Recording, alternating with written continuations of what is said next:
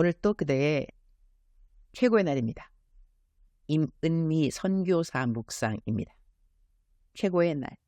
어떤 일들이 하나님 앞에서 가증한 일일까? 열왕기하 16장. 나는 하나님께서 재정에 대한 훈련을 많이 시킨다는 생각을 한다. 내가 지은 책 중 하나가 하나님 어떻게 쓸까요? 이다. 이 책은 하나님이 어떻게 나에게 돈을 벌게 해주셨는가에 대한 간증의 글들이 아니라 하나님이 내게 주신 돈을 어떻게 쓰면 하나님이 기뻐하셨는가에 대한 글이라고 하겠다. 이 책에는 내가 어떻게 10의 1조를 하나님께 드리기 시작했고, 남편과 결혼하면서 10의 2조를 시작했고, 그리고 10의 2조가 익숙해졌을 때 10의 3조를 하나님을 위하여, 이웃을 위하여 사용하였는가에 대한 이야기가 적혀 있다. 그리고 내가 한동안 케냐에서 한국으로 발령받아 나와서 5년인가 사역하면서 내가 한국에서 받은 월급, 그리고 내가 설교나 강의 다니면서 받은 강사비를 10의 4조로 시작해서 나중에는 10의 10조까지 완전하게 다 하나님께 드린 이야기들이 적혀 있다. 그러니 나는 어떤 사람들은 10의 1조도 낼까 말까 망설이는 그리스도인들이 있는 가운데서 나는 10의 10조를 완전히 다 하나님께 드린 그리스도인으로서 하나님이 본보기로 정해주셨다는 생각을 한다. 나는 요즘도 10의 10조를 모두 하나님께 드리고 산다. 매달 그러하다. 어떤 달에는 10의 8조 가량만 드린 것 같으면 다음 달에는 10의 10조가 아니라 10의 13조, 15조까지 하나님과 다른 사람들을 위해 사용한다. 예를 든다면 내게 들어온 돈이 한 달에 1천만 원이라고 한다면 그 이전 달에 80%를 남을 주었다 한다면 다음 달에는 130%가량 남을 준다는 것이다. 내가 10의 10조를 다 드린 날 주님 나에게 주신 말씀이 있다. 너 것이 내 것이고 내 것이 너 것이다. 유니스야. 나는 그 말이 넘치게 감사했지만 이런 답은 드렸다. 주님, 제 것이 모두 하나님의 것인 것은 당연하죠. 그러나 하나님의 것이 모두 내 것이 된다는 것은 제가 받을 수 있는 말씀은 아닌 것 같기도 하네요. 그런데 그 말이 무슨 뜻인지 곧 알게 되었다. 사람이 무엇을 원하는 것이 있어야 그 원하는 것을 위하여 돈을 벌게 되는 것이 아닐까? 그런데 10의 10조를 드린 이후에는 정말로 내가 이 땅에서 원하는 것이 딱히 하나도 없는 사람이 되었다는 것이다. 이런 상황이 되니 나에게 돈이 넘치게 들어와서 하나님의 것이 내 것이 되는 복을 누린다는 말을 하게 되는 것이 아니라 내게 부족한 것이 1도 없으니 나는 이 땅에서 모든 것을 소유한 어느 사람도 부럽지 않은 사람이 되었다는 것이다. 놀라운 경험이 아닐 수 없었다. 하나님께 내가 버는 재정의 100%를 드릴 때 아주 재미있는 일들은 많이 일어난다고 하겠다. 나는 순회 설교자인지라 설교를 하면 강사비를 받는다. 그런데 강사비를 받거나 안 받거나 나에게 별 차이가 없다는 것이다. 이유 아주 간단하다.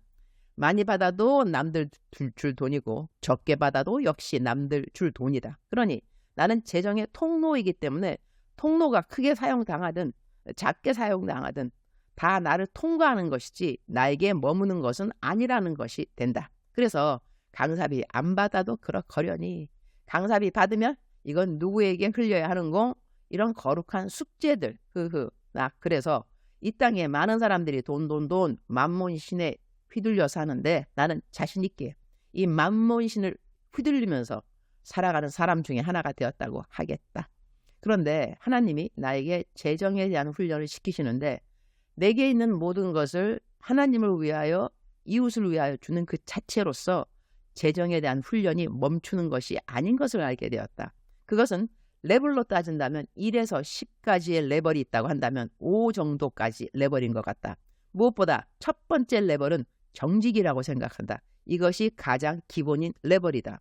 그 다음으로 단계는 자꾸 올라간다.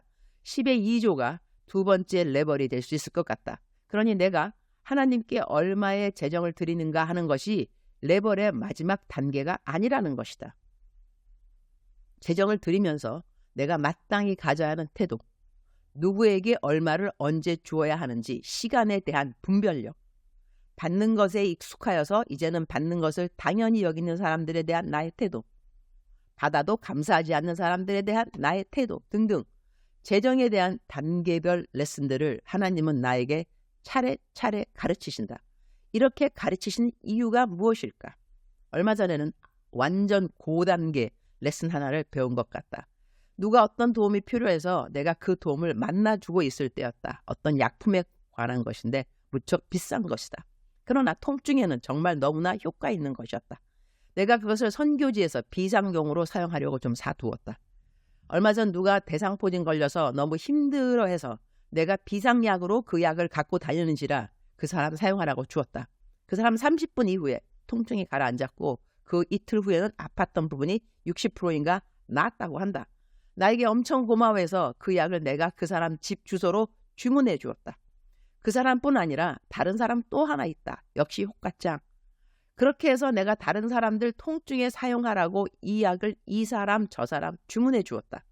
이 약을 사기에는 참 비싼 약이라 사실 나도 이 약 사놓고 정작 나는 아까워서 내 허리 통증에 사용도 안 하는 약이었지만 남들 아프다는 이야기에 내가 약을 주문해 주었다. 이 사람들 보고 이 약을 사라고 하기에는 하나같이 이런 약을 살 재정들이 없는 사람들이었는지라 내가 계속 약을 사주게 되는 상황이 된 것이다. 사실 마음이 좀 어려웠다. 한 사람도 아니고 지금 몇 사람을 사주었는지. 그런데 내가 사준 사람들마다 효과를 보고 나에게 감사해야 하니 그렇다고 내가 계속 더 사주자니 내가 내 10의 10조를 다 남을 주고 살기로 하니 내가 요즘 받는 강사비는 거의 다 이렇게 남들 약 사주는데 사용되고 있으니 말이다. 그러니 남들에게 좋은 일을 해주어도 이 일을 내가 계속 해줄 수 있는 상황이 아니라는 이야기가 되어서 주님께 기도를 드렸다. 주님, 제가 이럴 때는 어떤 마음의 태도로 남들을 도와주어야 하는 것일까요? 주님, 나에게 주신 말씀이 있으시다. 주님은 항상 성경 말씀을 주시면서 이러한 상황들을 이해시켜 주신다. 나는 날마다 죽노라 하는 성경 말씀이 있다. 바울 사도가 복음을 전하다가 그의 생명이 매일같이 위험에 빠지는 상황에서 당신은 매일 죽고 있다는 그런 맥락에서 사용된 성경 구절이다. 내가 매일 죽는다고 한다면 나는 이전에 CGN TV에서 숄트로 만들어준 동영상 클립이 하나 있는데 그 제목은 환전에 대한 것이다. 내가 내일 죽는다면 나는 오늘 내 은행에 있는 모든 돈을 꺼내서 영혼 구원이나 선행으로 사용하여 내가 내일 천국에 올라가면 이 땅에 있는 나의 모든 재물들이 하늘나라의 나의 재물들로 환전되게 만들고 싶을 것이라는 내용이 담겨있는 숄트인 것이다. 그래, 맞아.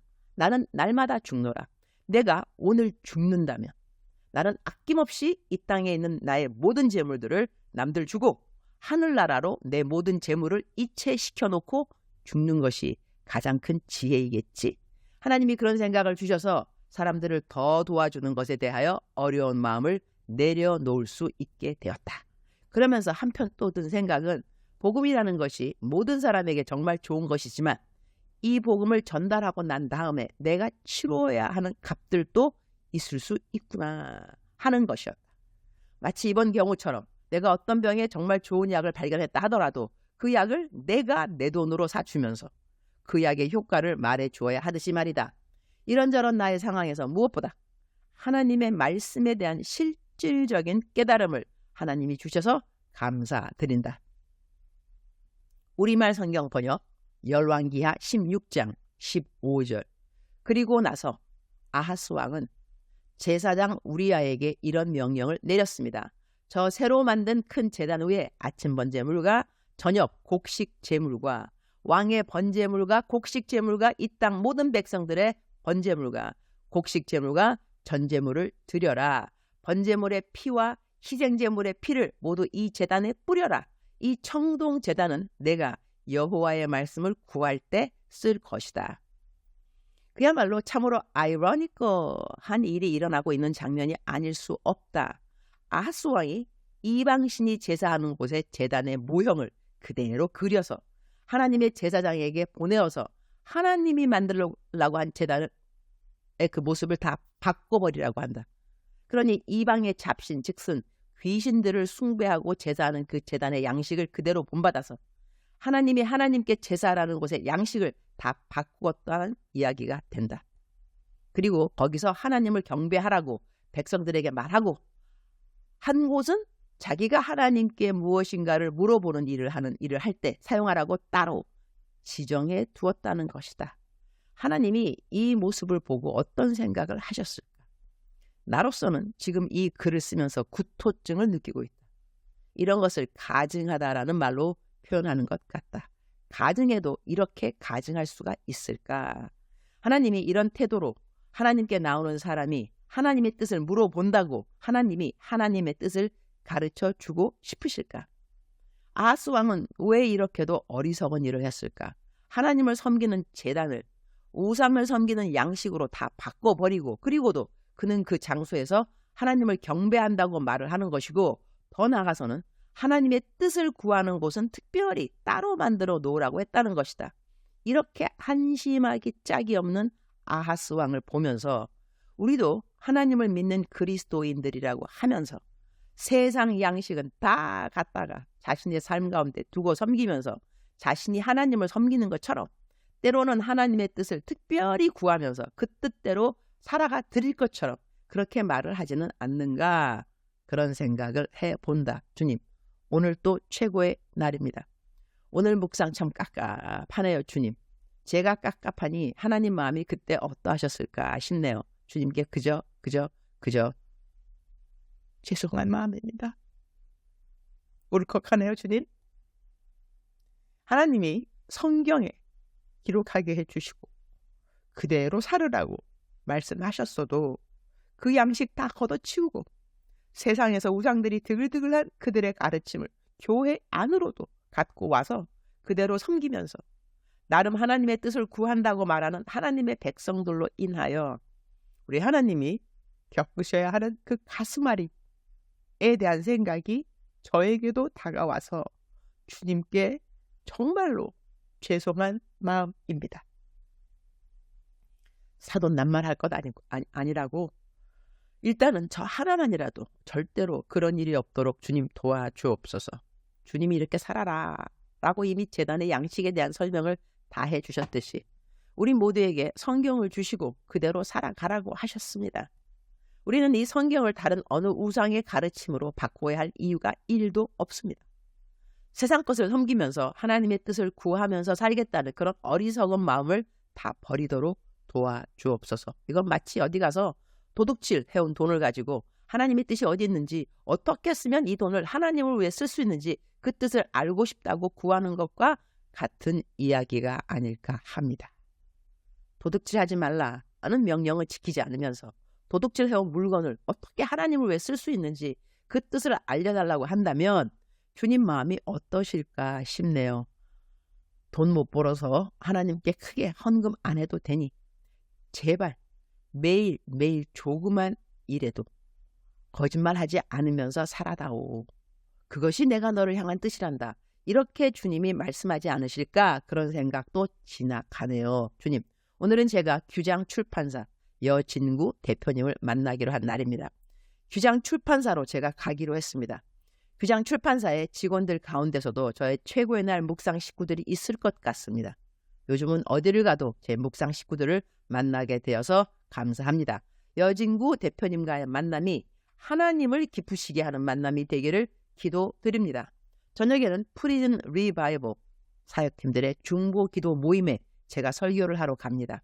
이 모임을 위해 저녁 도시락 80명 것을 일일이 다 준비해서 가져다 주시는 김주원 사모님 축복하여 주옵소서.